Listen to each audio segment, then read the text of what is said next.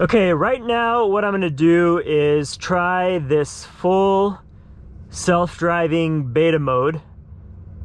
So first thing is to type in the closest supercharger that I can find, which is here. So it's about 5 miles away. Now to go here, I'm gonna use the autopilot, but before I do, I'm gonna just get started and then see how good autopilot works.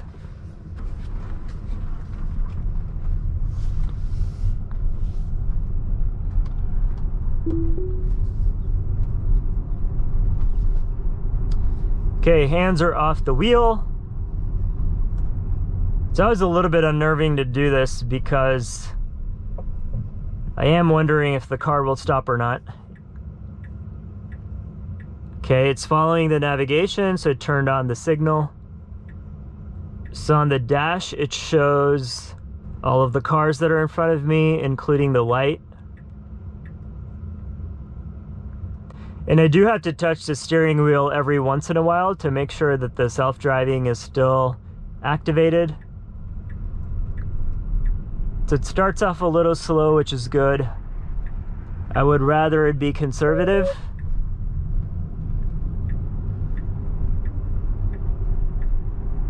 That was kind of a quick, aggressive lane change. Yellow light. Hands are still off. It's stopped. My foot is literally like half an inch from the brake pedal in case I need to slam on it. So it is weird that it has this signal on because it shouldn't really be turning right up front. It should be going straight. So we'll see what the car does. Okay, green light.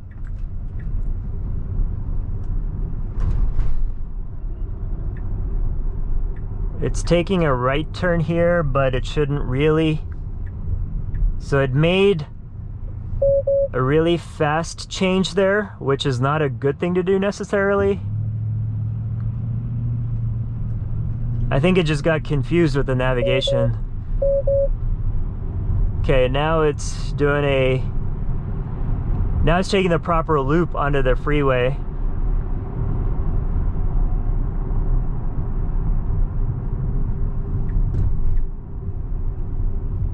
I just hope I can slam the brakes on in time in case it decides to do something that it shouldn't.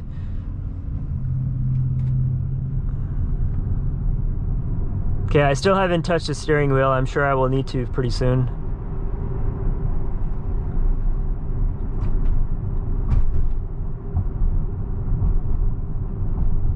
Okay.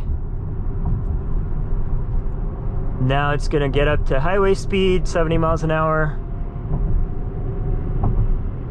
I'm checking myself to make sure there's no cars, as well as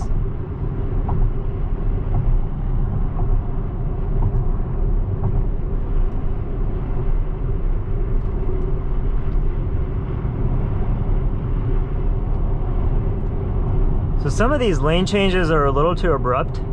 Like it just twists the steering wheel real quick.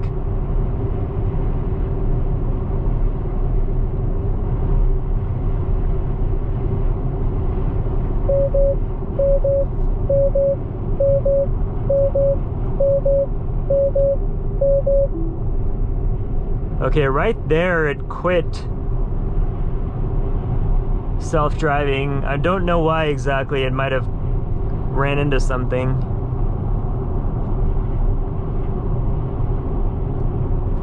I am glad though that the autopilot feature gets turned off, because it's clear that full self-driving is not really ready for prime time and they have more work to do, but it looks like they're being conservative with it, which is a good thing. And they're needing extra driver involvement, so all of those are good signs. But I'm impressed with autopilot, what it can do. I mean, it drove the car by itself for a decent amount of time, so it gave me an indication of what's coming. So looking forward to trying out the full-blown self-driving whenever it's ready for production. Okay, full self-driving is now once again operational, so I'll enable it and see how it works.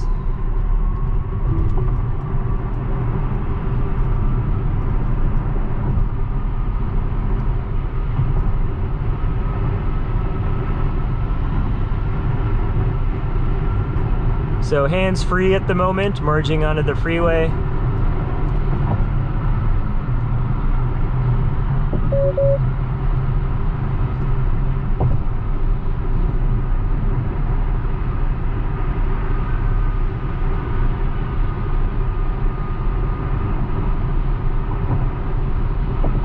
Looks like it's keeping a good distance from the car in front of it.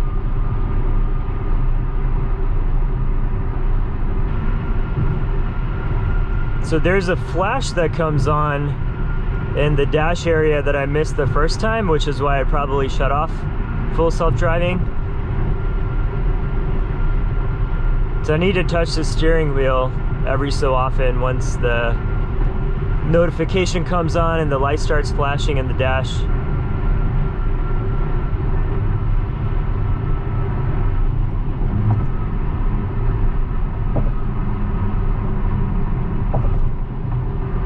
So there's a light flashing again, apply the slight force to the wheel. So highway driving should be pretty smooth for autopilot. On normal roads is where it gets a little bit tricky.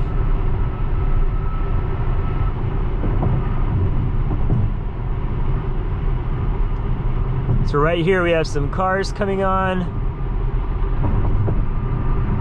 This car came in front of us. Pretty hard slam on the brakes.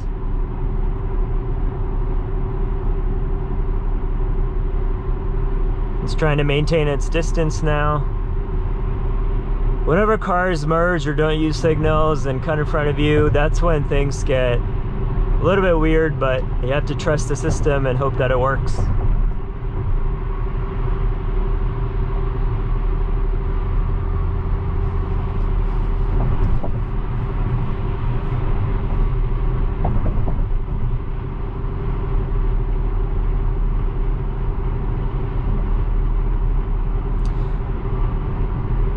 You know, once a system is ready and fully active, I can see using this for road trips or commutes and just being hands-off the whole time and then trusting the car to do its thing. I can see the big benefit in using autopilot and full self-driving, especially when I'm just doing a normal commute and not really driving for the sake of driving. So hopefully it recognizes all these concrete barriers and these cones, which just looks like it is.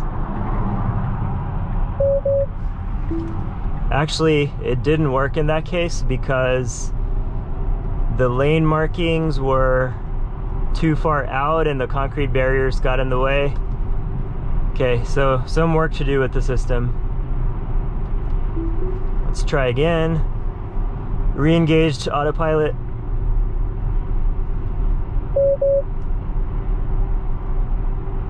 So it's just going to reroute through the normal street. So whenever there's a construction area and cones and all this kind of weird stuff happening, it is not a good idea to use autopilot just yet.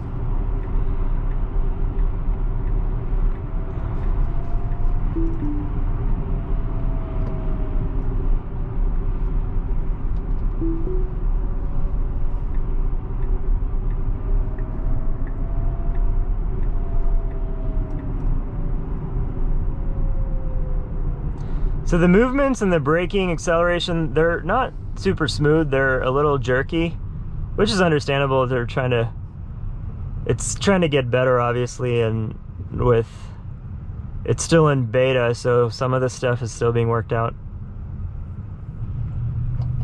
So it's doing a lot of hesitation right there because there's cars and stuff coming this way.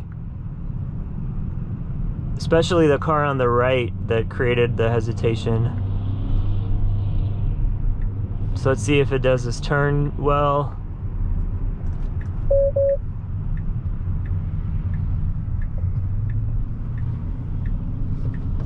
Ooh, I don't know if it would have hit that.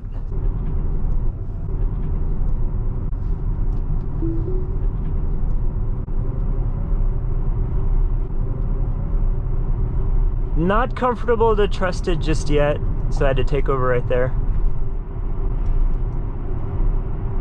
So there's weird stuff on the street I don't know if I would trust autopilot, but other than that, for normal traffic, normal lanes, lights and whatnot, seems to work well.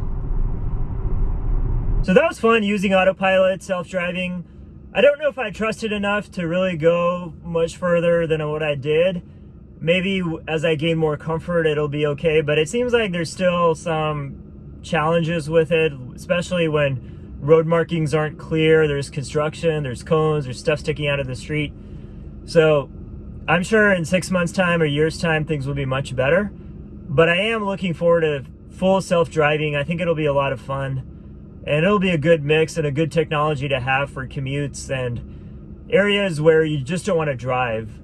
So overall, I'm impressed with what this can do. And knowing that a used Tesla can do self-driving like this, it's even more reason to get one. You don't have to get a new Tesla to enjoy self-driving. You can always go with an old one that has it enabled and just see where it takes you.